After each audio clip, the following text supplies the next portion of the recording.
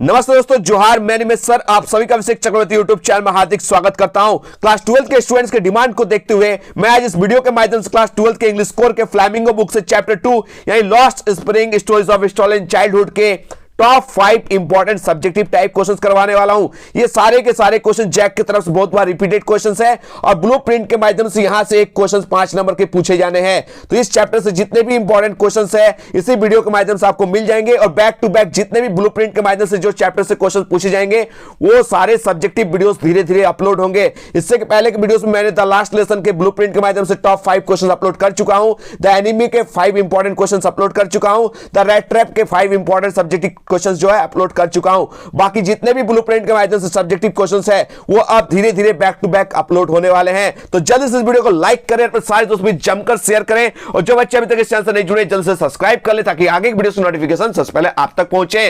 Notification आए ना आए आप लोग चैनल के साथ बने रहिएगा क्योंकि आज लगातार सब्जेक्टिव की इंपॉर्टेंट वीडियोस अपलोड होने वाली है बैक टू बैक और सारे इंपॉर्टेंट वीडियोस आज ही अपलोड करने वाले हैं। तो टेंशन नहीं लीजिए, आप लोग के साथ निमेश सर है। ठीक है, चलिए स्टार्ट करते हैं। देख सकते हैं आज का पहला और important question, who is Saheb, what is ironical about his name, describe Saheb's life and the life of the barefoot army of rag pickers in Seemapuri. यानी साहेब कौन है और उनके नाम में क्या विडंबना है। साहेब के जीवन और सीमापुरी जो है उनमें कूड़ा जो चुनने वाले जो बेयरफुट खाली पैर जो आर्मी घूमते हैं, रैग पिकर्स जो घूमते हैं, उनके जीवन का वर्णन करने को बोला गया है। नेक्स्ट क्वेश्चन आप लोग देख सकते हैं क्या पूछा गया, who is Saheb, what is his full name, what is the meaning of his full name. ये जो क्वेश्चन है जैक की तरफ से रिपीटेड क्वेश्चन है, 13 में, 15 में, 17 में पूछा गया, आपके 24 में आने की संभावना है। अगर आपसे क्वेश्चन पूछा जाए write a character sketch of Saheb तो इसी को लिख कर आना है। ठीक है, यानी साहेब से कुछ भी क्वेश्चन पूछे इस क्वेश्चन को याद करके जाइएगा, लिख कर आइएगा, कोई भी नहीं छोड़ेगा। ठीक है, छोड़ने से कोई भी नंबर नहीं मिलता है, तो सब्जेक्टिव जो याद करके जाने हैं वहां कृपया करके लिख के आइएगा। ठीक है, तो चलिए एक एक लाइन हम लोग इसका आंसर को समझेंगे, आप लोग समझ जाइएगा तो वहां लिख कर आइएगा। ठीक है, तो क्या है, Saheb is one of the army of barefoot rag pickers of Seemapuri. जो साहेब है वो सीमापुरी के जो खाली पैर जो घूमते हैं, कचरा चुनते हैं, उनकी सेना में से एक है। याद रखिएगा, उनको आर्मी कहा गया, यानी बहुत सारे जो बच्चे हैं वो कचरा चुनने के लिए जाते हैं, रैग पिकर्स मतलब कचरा चुनने के लिए जाते हैं सीमापुरी वाले। ठीक है, तो उनमें से एक का नाम है साहेब।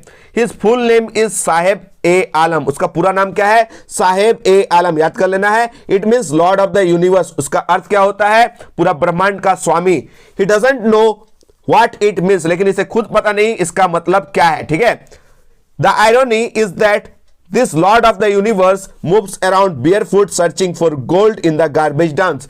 जो जिनका नाम का अर्थ होता है क्या, ब्रह्मांड का स्वामी, वो यहाँ पृथ्वी पर क्या कर रहा है, खाली पैर नंगे पैर घूम रहा है। क्या कर रहा है, कचरा के पास घूम रहा है, कचरा चूम रहा है। ठीक है, कचरा क्या कर रहा है, चुन रहा है। ठीक है, आप देख सकते हैं जो ब्रह्मांड का स्वामी जो नाम है, इनका नाम का यहां पर क्या हो रहा है यूज, यहां पर जो पृथ्वी पर है वो कचरा चुन रहा है। ठीक है, इतना सुंदर नाम, इतना सुंदर नाम का अर्थ, लेकिन यहां पर पृथ्वी पे क्या कर रहा है, इसका ऑपोजिट कचरा चुन रहा है। यही आयरनी दिखाया गया है। ठीक है, आगे का लाइन से आप देख सकते हैं क्या दिखाया गया है कि Saheb and the army of rag pickers lead quite a miserable life. याद रखिएगा, साहेब और जितने भी कचरा चुनने वाले जो सेना है वो काफी माइजरेबल लाइफ जी रहे हैं, काफी दयनीय जीवन जी रहे हैं। ठीक है, they live among most unhygienic and unhealthy surroundings. ये लोग कैसी जगह पर ये लोग जीवन यापन कर रहे हैं, एकदम अस्वच्छ जगह पर, एकदम अनहेल्दी जगह पर ये लोग सरवाइव कर रहे हैं। ठीक है, परिवेश में रह रहे हैं। They live in the structures of mud with roofs of tin and tarpaulin. That means आप समझ रहे हैं, वे टीन और तिरपाल की छतों वाली मिट्टी की संरचनाओं में रहते हैं। ठीक है, यानी इनके घर कैसे हैं, मड है, मड मतलब मिट्टी का बना हुआ। इनका जो छत है वो किससे ढका हुआ है, या तो टीन से या तो तिरपाल से। ठीक है, आप लोग याद रखिएगा। There is no sewage, there is no sewage, no drainage and no running water in their settlement. ये जो 10,000 रैग पिकर्स जो सीमापुरी में रहते हैं, इन लोगों के लिए नाली भी नहीं बनाया गया कि जो ड्रेन या जो नाली होता है गंदा पानी जाने का, वो भी नहीं है। तो आप समझ सकते हैं कितना ज्यादा बीमारी का इन लोगों का सामना करना पड़ सकता है। They move around picking up rags without shoes. और ये लोग क्या करता है, कचरा जो चुनने जाता है विदाउट शूज के, बिना जूतों के, यानी खाली पैर इन लोग घूमता है। एनिस चंग राइटली सेज दैट दाओ Seemapuri is on the periphery of Delhi yet it is miles away metaphorically। इसका मतलब आप समझ रहे हैं ना, अनिश जंग सही कहते हैं कि वे हालांकि सीमापुरी दिल्ली की परिधि पर है, फिर भी रूपक के तौर पर यह मीलों दूर है। याद रखिए। ठीक है, आप लोग समझ सकते हैं दिल्ली जो है इंडिया की कैपिटल है, लेकिन यहां पर भी सीमापुरी बोल के एक जगह है जहां ऐसा नरक आपको देखने को मिलेगा। ये एक छोटा मोटा नरक है, ठीक है। सर्वाइवल इन सीमापुरी मींस रैक पिकिंग। अगर आपको सर्वाइव करना है सीमापुरी में, अगर जीवन यापन चलाना है तो आपको कचरा चुनना होगा। Garbage is wrapped in wonder for children, for the elders it is a means of survival. इसका मतलब हम लोग समझे कि सीमापुरी में अगर जीवन यापन करना है तो कचरा चुनना है। बच्चों के लिए कचरा जो है वो आश्चर्य में लिपटा हुआ रहता है, एकदम वंडर, ठीक है। और जो एल्डर्स है, जो बुजुर्ग है, उन लोगों के लिए एक जीवन यापन का साधन, it is a means of survival. अगर जीवित रहना है तो कचरा भाई चुनना होगा, ठीक है, याद कर लीजिएगा। आगे बढ़ेंगे हम लोग नेक्स्ट क्वेश्चन की ओर। क्वेश्चन नंबर 2 बहुत ही इंपॉर्टेंट क्वेश्चन है, ठीक है। क्या क्वेश्चन आप लोग देख सकते हैं, Saheb is no longer his own master, what does Anees Jung mean by this sentence. ये जो क्वेश्चन है जैक की तरफ से 2014 में क्वेश्चन को पूछा गया है और इसी को रिपीट करके आपसे क्वेश्चन में पूछा जा सकता है। तो आर्ट्स, साइंस और कॉमर्स तीनों बच्चे ध्यान से देखिएगा, ठीक है। अगर साइंस और कॉमर्स को ये क्वेश्चन पूछा जाएगा तो आर्ट्स को घुमा के ये क्वेश्चन पूछा जाएगा। तो दोनों क्वेश्चन को समझ लीजिए, आंसर एक ही है, ठीक है। तो ये वीडियो जो है वो आर्ट्स वालों के लिए भी इंपॉर्टेंट है, कॉमर्स वालों के लिए भी इंपॉर्टेंट है और साइंस वालों के लिए भी इंपॉर्टेंट है। तो एक तो लाइक बनता है, फटाफट इसको लाइक कीजिए और आप लोग क्या कीजिए, सारे दोस्तों भी शेयर कर दीजिए, क्योंकि अब एक से एक धमाकेदार सीरीज आने वाली है इंपॉर्टेंट सब्जेक्टिव क्वेश्चंस के, ठीक है। कोई भी प्रॉब्लम आपके नहीं होंगे, ठीक है।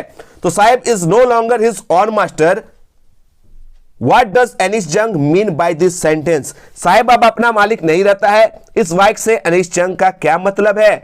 या फिर जो क्वेश्चन को घुमा के पूछा गया, is Saheb happy working at the tea stall, explain. क्या साहेब चाय की दुकान पर काम कर रहे हैं तो वो खुश है, एक्सप्लेन कीजिए। इसका मतलब आप लोग समझे, साहेब तब तक अपना मालिक था जब तक वो कचरा चुनता था, क्योंकि उसका जो बैग था वो अपना था। लास्ट में क्या होता है, साहेब एक चाय की दुकान में काम करने लगता है जहां कैनिस्टर जो है वो मालिक का होता है, ठीक है। तो वो अपना मालिक और नहीं रहता है। तो ये क्वेश्चन को अच्छे से चलिए हम लोग समझते हैं। बेस्ट आंसर एकदम टू द पॉइंट लिख दीजिएगा तो आपका नंबर कंफर्म हो जाएगा। तो चलिए एक एक लाइन को समझते हैं आंसर का, कि Saheb does not seem to be happy working at the tea stall because the steel canister he holds seems heavier than the plastic bag he used to carry in his shoulder. याद रखिए दोस्तों, साहेब जो है चाय की दुकान पर काम करके खुश नहीं लगता है। Saheb doesn't seem to be happy, वो खुशी दिखाई नहीं देता है।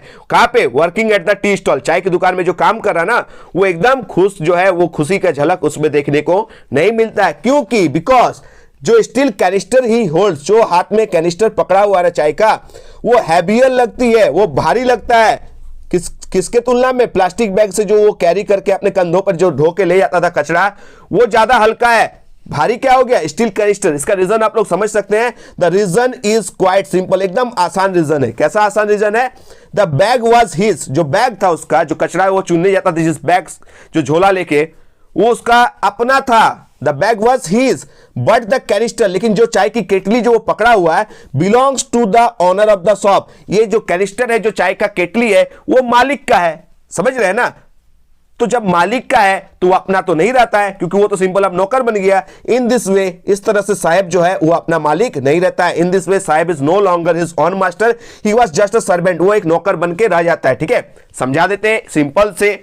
जब साहेब जब मॉर्निंग में निकलता था कचरा चुनने के लिए बैग लेकर, ठीक है, और उस बैग में कचरा चुन के आता था, बीच में बैग को पटके ही चाहे जो करे, उसका अपना था, बीच में वो रेस्ट करे, कोई बोलने वाला नहीं था। एक दिन अगर वो नहीं भी गया तो की हो जाएगा।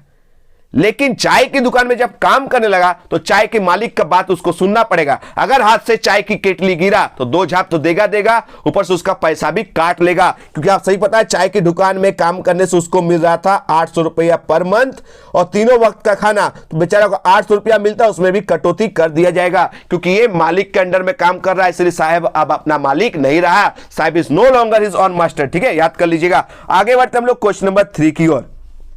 क्वेश्चन 3 आप लोग देख सकते हैं, describe Mukesh and his background. ये क्वेश्चन रिपीटेड क्वेश्चन है 2010 में और 2015 में। अगर आपसे स्केच कैरेक्टर ऑफ मुकेश भी पूछे ना तो आप इसको लिख कर आइएगा, ठीक है। मुकेश से कुछ भी सिंपल क्वेश्चन पूछे, आप लोग इसको छाप के आइएगा, आपका काम बन गया। क्योंकि इस स्टोरी में 2 ही इंपॉर्टेंट कैरेक्टर है, एक साहेब है तो दूसरा मुकेश है। एक फिरोजाबाद है जगह तो एक सीमापुरी जगह है। तो फिरोजाबाद जो बैंगल मेकर्स के बारे में आ सकता है, या सीमापुरी में रैक पिकर्स के बारे में आ सकता है। सीमापुरी में सबसे इंपॉर्टेंट करेक्टर साहेब है, तो फिरोजाबाद में सबसे इंपॉर्टेंट करेक्टर मुकेश है। तो और हटके क्वेश्चन क्या पूछेगा, बस यही सब बेसिक क्वेश्चन पूछेगा, तो बस लिख के आना आप सभी को, ठीक है। तो टेंशन मत लीजिए, एक एक जो इंपॉर्टेंट जो सब्जेक्टिव के वीडियोस आने वाले हैं बस देख कर जाइएगा आप लोग, कुछ ना कुछ तो लिख कर आइएगा। सब्जेक्टिव मस्त जाने वाला है, क्योंकि सब्जेक्टिव में क्वेश्चन जो क्वेश्चन नंबर है ना उसमें 23 मार्क्स के क्वेश्चन आपके हो जाएंगे। 23 मार्क्स के क्वेश्चन 50 में आपको 23 मार्क्स तो खाली क्वेश्चन आंसर दे देगा, समझ रहे, आधा नंबर का करीब आपको क्वेश्चन आंसर देगा। तो क्वेश्चन आंसर में आपको फोकस करना है, बाकी तो पैसेज से कर लीजिएगा, ठीक है।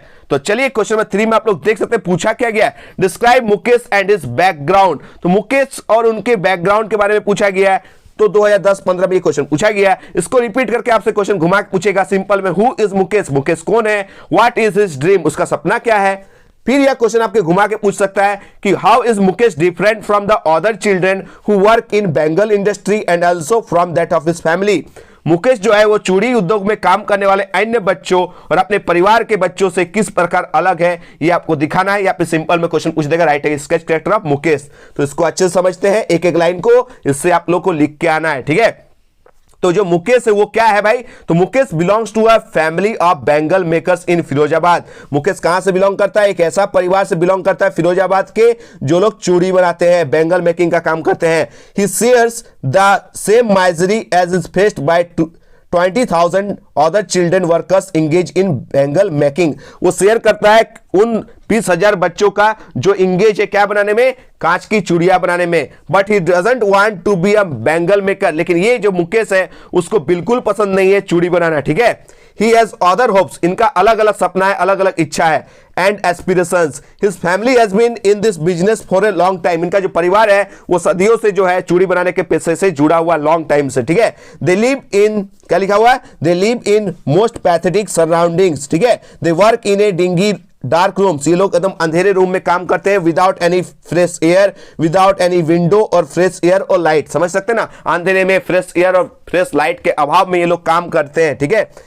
और आगे लिखा हुआ they are exposed to all health hazards, यानी ये सभी के सभी क्या है, रोगों से घिरे हुए हैं, एकदम नुकसान से घिरे हुए हैं, याद रखिएगा, ठीक है। वे सभी स्वास्थ्य के खतरों के संपर्क में है। आगे देख सकते हैं, mind numbing toil has killed all dreams and hopes of these young people.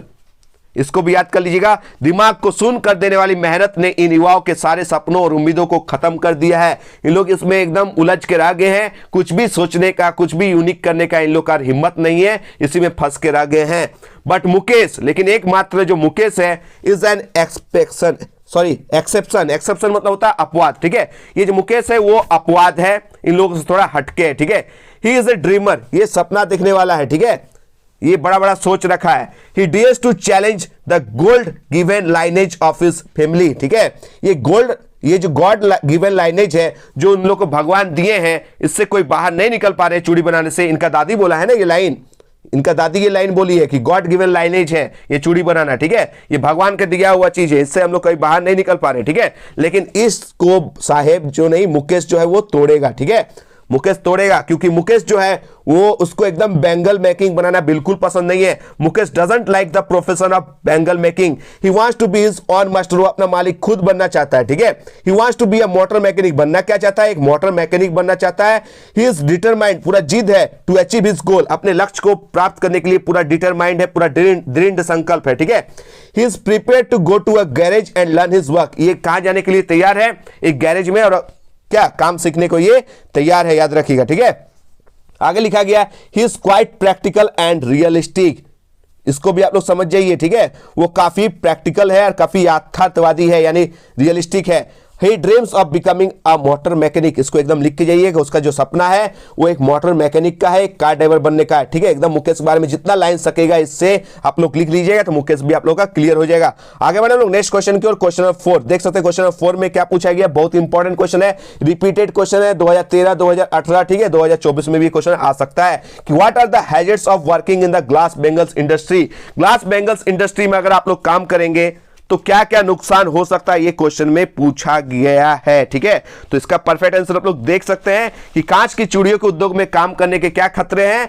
तो working in the glass bangles industry is quite dangerous, ठीक है। कांच की चूड़ियों के उद्योग में काम करना क्या है, काफी खतरनाक है। आगे देख सकते हैं क्या लिखा गया है, they work illegally in the glass furnaces with high temperatures, वे उच्च तापमान वाली कांच की भट्टियों में अवैध रूप से काम करते हैं। आगे लिखा गया they are expose to all health hazards, वे सभी के सभी जो है वो स्वास्थ्य जोखिमों के संपर्क में है। आगे लिखा हुआ है they work in a dingy rooms with no windows and outlets for fresh air, ठीक है, वे गंदे कमरों में काम करते हैं जहां ताजी हवा के लिए कोई भी खिड़की या आउटलेट नहीं है।